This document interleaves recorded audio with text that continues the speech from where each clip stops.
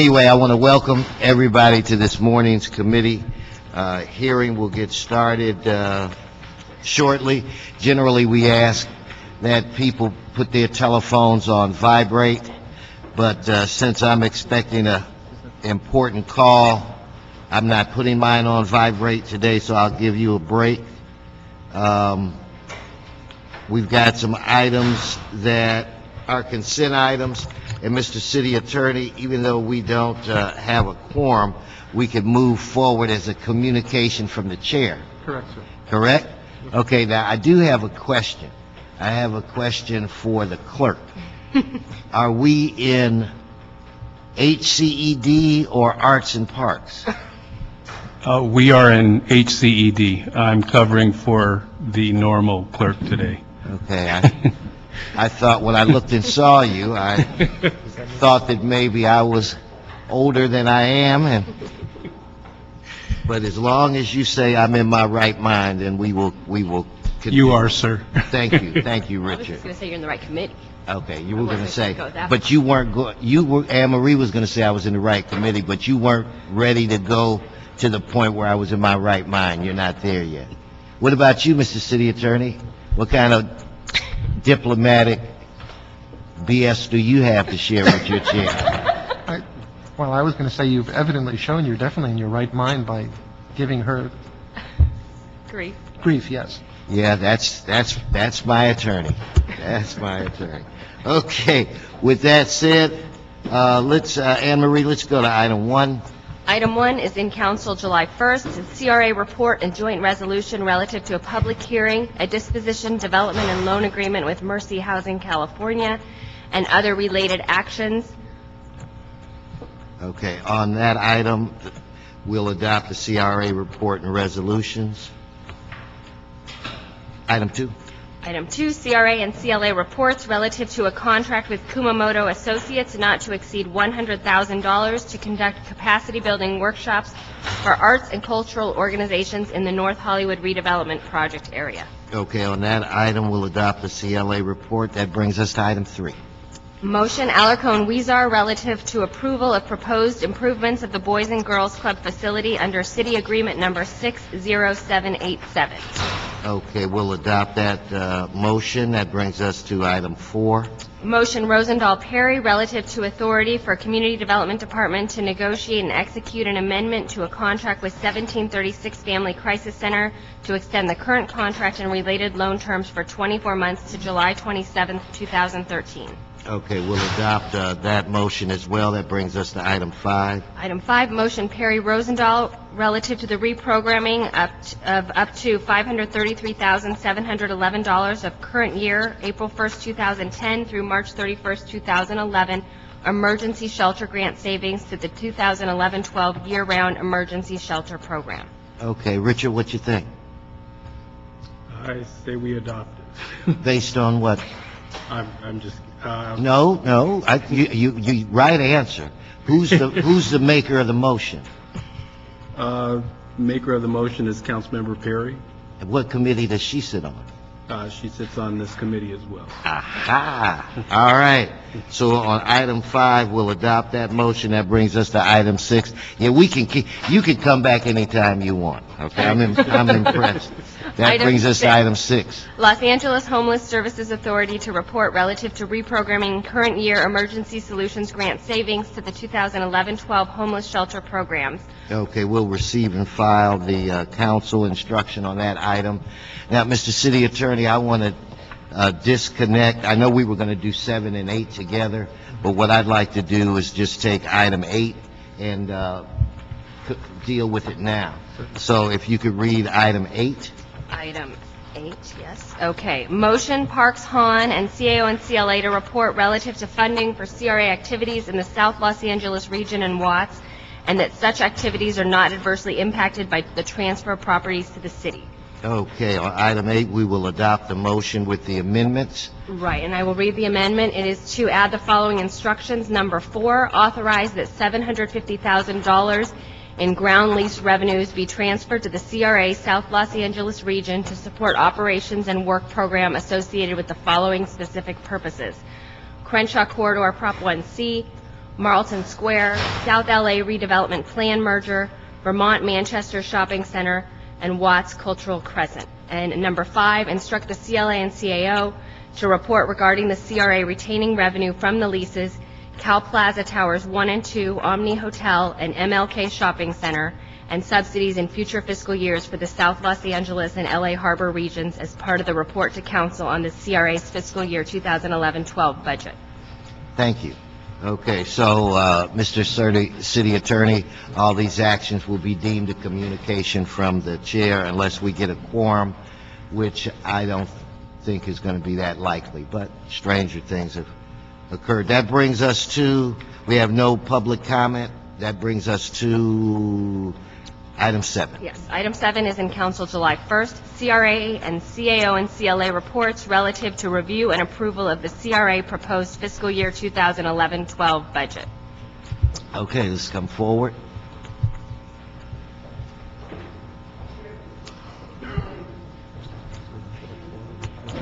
So, Chris, are you coming forward with an entourage? Yes, I am. I'm going to be well armed.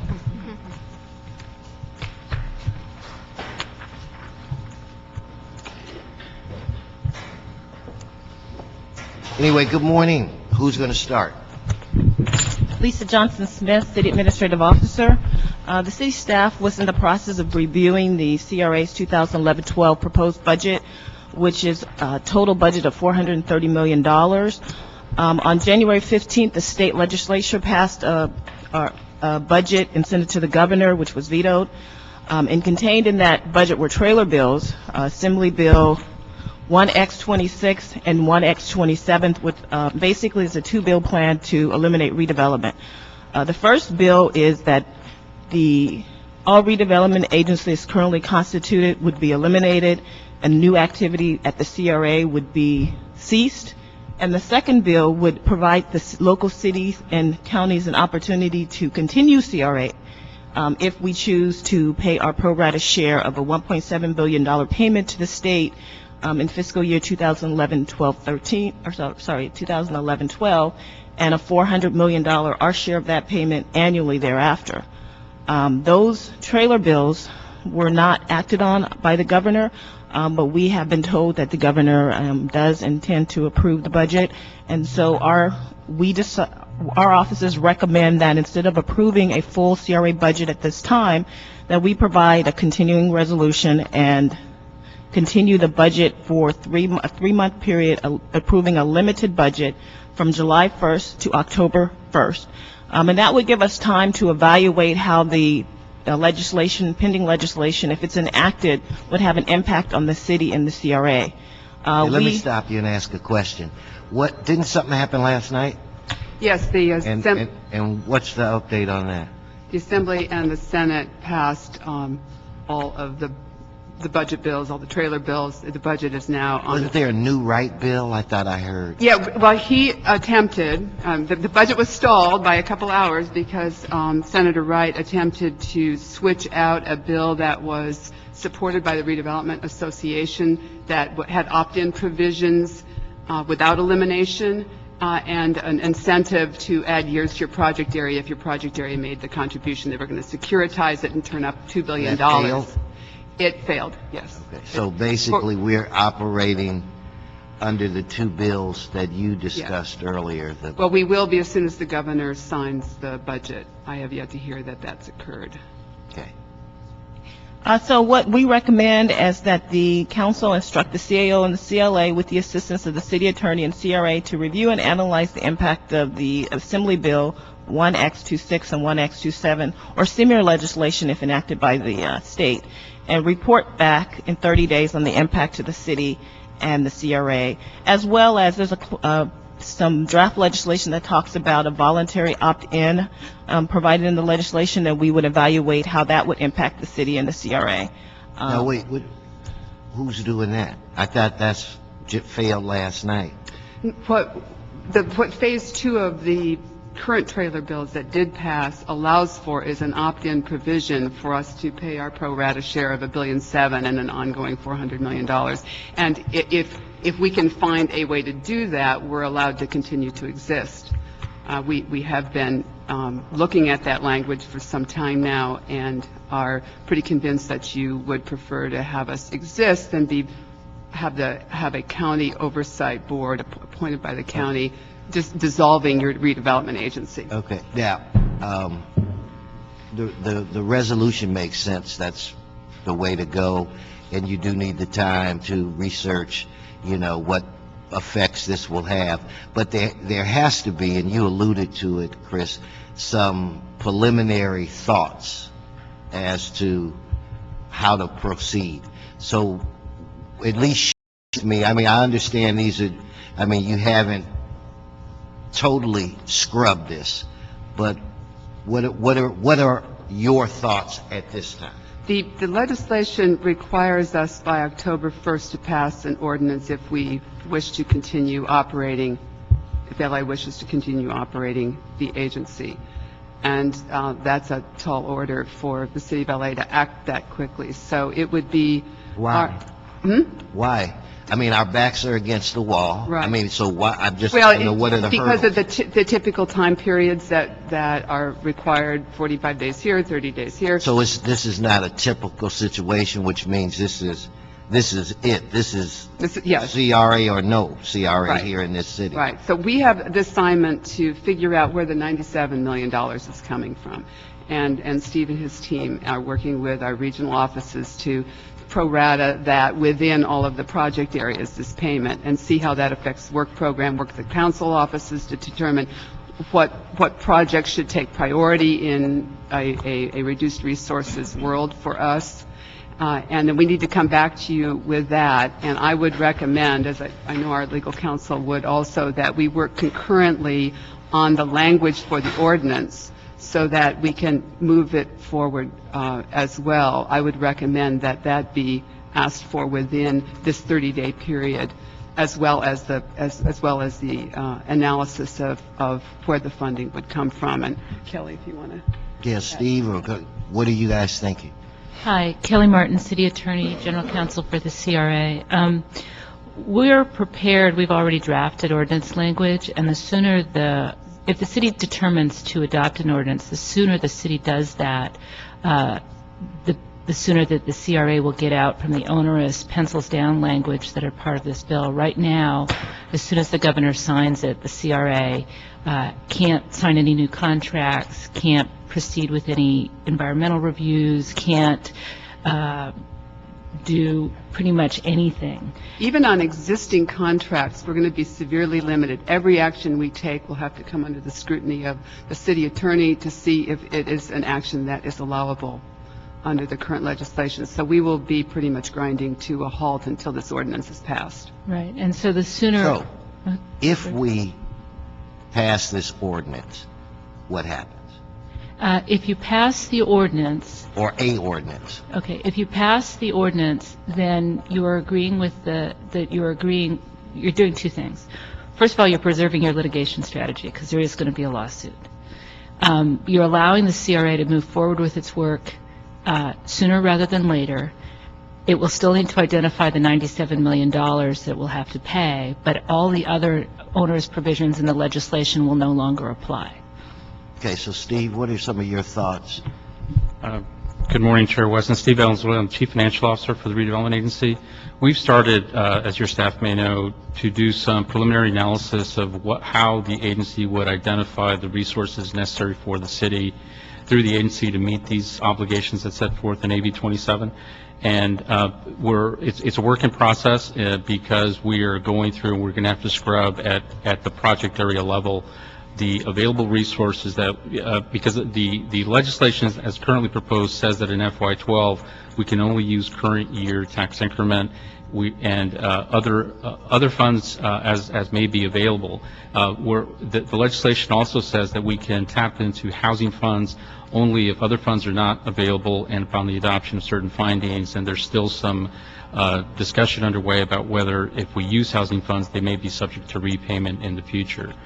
There are also a number of other issues that we're trying to get clarification about in terms of which resources are available to meet these state obligations. And so what we've asked each of the project areas and regional administrators to do is to begin to closely scrutinize all their contractual obligations, those that are above the bonded indebtedness requirements that we already have, to look at DDAs, OPAs, where we've obligated, for example, future tax increment, and to look at contracts that we have in place for a variety of programs and activities, and to really determine how necessary some of those are going forward if we have to use some of those resources to meet these obligations. Preliminarily, it looks like in FY12 we can meet the $97 million obligation, but there are some costs and impacts to certain project areas who, as you know, are resource limited, particularly in South LA and the LA Harbor region and some other areas.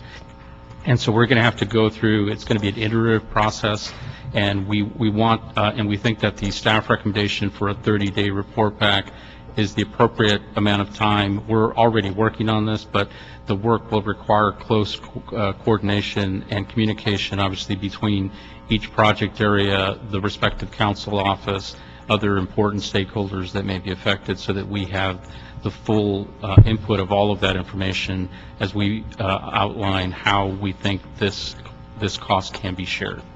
Okay. In the out years, there remains again some clarification that's required, because in the out year there's a $400 million continuing obligation that the city through the redevelopment agency would be obligated to pay under the proposed legislation.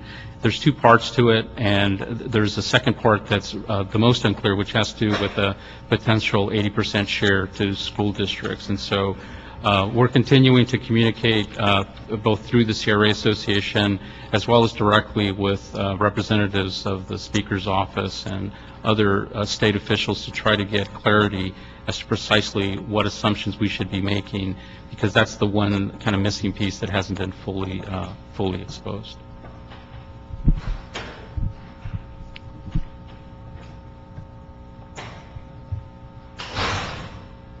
And we're working through the Speaker's office, with the Speaker's office, to try to get some certainty. Well, we're communicating with all channels. I mean, we're trying to get all of the information with all of the interpretations so that we have not one piece of information, but hopefully we will get a kind of a consensus opinion about what this means. We're getting information directly from the CRA Association, and we're getting information through the city's You see how powerful they are. through the city's legislative team in Sacramento. We're getting information from Redevelopment Council that's closely monitoring this. We're also getting information from the Speaker's office to the extent that information is available from the Governor's office. Ultimately, a lot of this will be determined by the Department of Finance when they issue their final interpretation on the rules and how this is going to be implemented. But frankly, that will come too late, we believe, for us to make meaningful recommendations to our board and to this council. The 80% of the school funds has a clause in it that isn't unclear, but it does say if you are spending that money, if you agree to spend that money on state policy-oriented projects, that you can possibly What does that mean? We don't know. I mean, does that mean transit-oriented developments is a state priority, and we're spending on that, and we could use that money for that purpose? That's a possibility. Or it could mean build schools. We don't know. It may be in our best interest that is not clarified. Because I could take that and make it justify anything, or you could. I mean, well, with the hope. Department of Finance doing the writing of the regulations, they have not been. I mean, they've been a driver behind the elimination of redevelopment. I know. Let me ask a question out of pure nosiness. Do we have a feel for what the other major cities, what are they thinking? What do you think they will do? Are there some that are just going to, pull up their tent and split, or? I'd be very surprised if many of them could meet the financial challenge provided. Back in the initial days when we had pulled the Big Ten mayors together, there had been a proposal that we put cash up front as an opt-in proposal, and most of the cities said they were not in a position to do that. This is a bigger ask than we were even preparing for at that time. There are cities like San Jose that have just over-leveraged and don't have that kind of cash. So I think they're all probably scrambling, trying to determine what steps they should take. I believe there's a provision in the language that allows for other resources to make the payment, and that it doesn't have to be, that doesn't have to be the redevelopment dollars, or did that change in the end? A city could, if they wanted, put general fund money up. I mean, one of the things that we've talked about and recommend in the ordinance that we want to see is that the city of Los Angeles should not put general fund money up. So, but they could theoretically if they wanted to If do their that. TI is unavailable, they can go to other sources. So I have not yet heard, because this is all too new, what people intend to do, other cities. We did hear that at least 40 redevelopment agencies would go out of business that reported into the association. And how many are there again? 398, but they hadn't heard from everybody. It was the first 40 that raised their hand. Mr. City Attorney, well, we're joined by Councilman Richard Alarcon.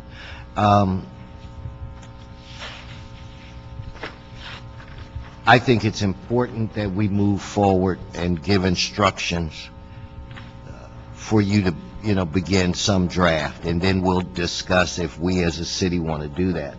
But I also think that it's important that there be a discussion where it relates to this lawsuit, and I would think that could be done in closed session. How do we should have that talk. How can I properly make that request? We could take it, you want to do that now or at a future date? At a future date. We could- Let's say we could We need do more it time. maybe at the same time when they come back in 30 days. We can agendize it as a closed session for that. Okay, then I think I want to do that. Ivania, you want to say something? Yes. Ivania Salvador with the Legislative Analyst Office. Just to clarify, that with the 30 days, we believe we have sufficient information to get a good read on what's going to happen in terms of the lawsuit that will happen. There may be some relief on some of the dates where we would have to take some actions with the ordinances. We also would like the opportunity to engage our city attorney into these conversations so we could get a good read on, there's some open issues relative to the liabilities that the city would have to incur, as well as what the employees, and there's just a lot of question out there that we really need to sit down as the city family and know for sure what the impacts is on not only the fiscal side of the agency, but also for the city on the terms of liability employees. So we believe the 30 days is sufficient time. If anything happens, we are committed to come back to the council if we need to come back sooner. But at this point, I think we're aware, and we're all sort of just still waiting to see where we need to pull the trigger on this. Okay, well, I think an update in 30 days on both issues makes sense. And again, this is scheduled to go to council when? Friday. Friday. And again, this would be allowing the continuing resolution for the CRA to provide us some more time to evaluate their budget relative to what is happening on the state. Mr. Chairman? Steve, you want to say something? Thank you. Yes. One other item. We wanted to have a conversation with the committee about recommendation number 2. Nah. No, okay, go on. Okay. Well, and we've worked closely with the CLA and CAO's office over the last several weeks as they've been kind of looking at our budget in the context of all of the things going on in Sacramento. And recommendation number 2 has to do with the staffing that is being proposed. And we respectfully disagree with the recommendation, which would, in essence, put a hiring freeze at the 213 positions that we have today and implement what we think is a managed hire process that would require CAO, CLA approval in order for the agency to add any positions. And I guess a couple of thoughts. And again, this is a kind of a conversation that we want to have. The agency, while it's a separate legal entity than the city, we're governed by the board, we're clearly subject to city council oversight, and we acknowledge and obviously respect that. But, we've gone through a pretty extensive early retirement program last year that that had to shed 44 employees. Yes. And so we submitted a budget to this council and to our board that self-limited our authorized positions from the 270 that we had been carrying for some time to 245. We recommended to leave 15 positions vacant and to have our budgeted authority be at 230. Given at the time we were at 215, so that resulted in 15 vacant budgeted positions. What the recommendation would effectively do is cap us at our current levels. We have had a number of critical positions that we have not backfilled over the last 6 months that are critical to the organization, a chief accounting officer, several positions that are responsible for regulatory compliance and others that we feel that this limit would restrict, and we think that it unfairly usurps some of the CEO's authority to manage the organization. I would point out, too, that any positions that are hired externally would still be subject to a 6-month probationary period where the individual could be... So you want to be back up to the 230? No, our recommendation is, we had recommended that we go up to 216. That's the allowable number based on the legislation. They have taken us back to January 1st of 2011 and said you cannot have more than that number, and that number was 216. So every position counts, and so our recommendation for your consideration is that recommendation number 2 be stricken and replaced by language that would put the budgeted position authority to 216, and we would be prepared to provide weekly reports to our board, to the city, through the CLA. Let me talk to the CLA. And so why did we include language that caps them at 216? 213. 213. 213. Lisa Johnson-Smith, CAO. What we were looking at was that the agency has a total of $227 million in housing and non-housing tax increment funds, which would be available to make this payment. And out of that amount of money, if we have to make a payment to the state of $97 million, that's 43% of those funds. And currently their operating budget is at $49.1 million, and that's about 21% of those funds. So that would leave them a balance for next year. This is carryover and new resources for a total work program of about 36% of that 227. And we were also concerned because we don't know what the outcome is going to be if going forward with the limit. I don't understand how many. Let me make sure I have this number right. Capped at 213. The budget, the 2012 budget would have capped us at 230 budgeted positions. Wait, 230 or 213? Yeah. Well, what is I'm drawing a blank on. Was it section 2 or whatever you said caps you? That one caps us at 213. 213. Recommendation. And what is the number that you want to be at? 216. 216. Which is the legislative cap of AB 26. Okay. Now, again, going back to you, I understand the, 43%, 38%. And I'm not saying that I'm ready to give them the positions as of yet. But 3 positions saves what? Well, what we were concerned about is we subject their hiring and backfilling based on contingent of a review by the CAO and the CLA, so we can look at short-term and long-term needs, because we're looking at, if this legislation is approved and enacted, then what a restructured CRA would look like in the future. And we want to make sure that they're, that we're moving forward in a direction that we are hiring and. Let's do this. Or this is what I recommend, and I will, but this is what I want to recommend, that we move forward based on your recommendations, okay? But that we get together and come up with a way to deal with that. I would have to believe that we could. I think that right now the focus needs to be on, coming back to us in 30 days. The focus coming back in 30 days to discuss both pieces. To me, again, this is to me, I don't think your request is unreasonable. So let's take a minute, get together, and maybe within 30 days, we can adjust that. But I think it's critical that on Friday, we move forward. And this might be the easiest way for us to move forward in the short term. And there's got to be, with all of the smart guys, people that are sitting there, and the one I have seated behind me, that we can come up with a way to accommodate that. But so that will be the recommendation. We have one amendment, I think. Just for clarity, you're directing us to come back not only with a report back in 30 days, but also with draft ordinance language. Yes. Thank you. And then also, we won't need any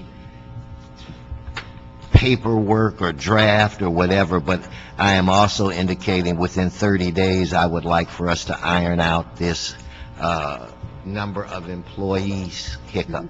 And you'd like a Staff. closed session on Yes. our Yes. legal position. Mr. Allen? With regard to the mention of the CFO not being or being vacant, is there anything in the 213 positions that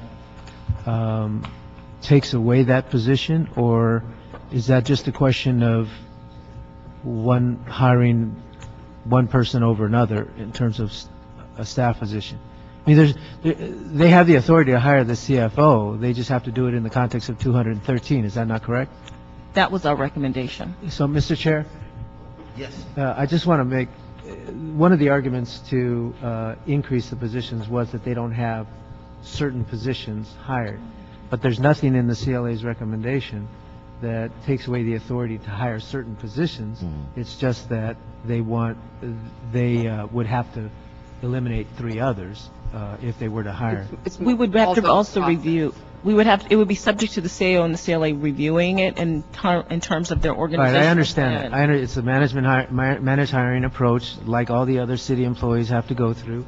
But I want to make it clear that, so the question, there's 2 questions here. The question is whether the hiring at CRA falls under the managed hiring system of the city, which all the other city employees are subject to. And number 2, whether or not we increased by 3 positions. But I wanted to eliminate the argument about you don't have a CFO. You can hire a CFO, you just have to do it in the context of 213 positions. Yeah, I think in 30 days, we can work this out one way or the other, because the issue is a little bigger than 3 employees, and we will deal with that. But I hear you. See, do I have any other questions? It doesn't look like we're going to have a quorum. Then if, Mr. Alarcon, you don't have any more questions, then where it relates to item 7, we should adopt the CAO-CLA report. Is it as amended or no amendment? Or With the additional instructions, basically. additional instructions? Richard? Yes. No, the other Richard. Oh, New Richard. Yeah, new Richard. clerk. New Richard. No, you're new Richard. This may be your last moment to shine. No. Okay, now let me... Richard with less hair. Because Mr. Alarcon does not want to be old Richard. Okay? Smiling Richard. Okay. Okay, this may be it. HCED. I mean, is there any, how do you want to go out? I mean, now, hopefully, you come back, I will request you. I've enjoyed toying with you. Oh, thank you, sir. Would like to do it again. Is there, how would you like to go out here? I would like to thank you for allowing me to serve on your committee this afternoon in place of Sharon Jen, who is your normal city clerk, and I'd be pleased to come back whenever you'd be willing to have me. Okay, let's give Richard a round of applause. And his HCED debut. All right. So then, without objection, we'll adopt the CAO-CLA report. Anne Marie, is there any more business before this committee? No, sir. This committee's adjourned. Thank you all for coming.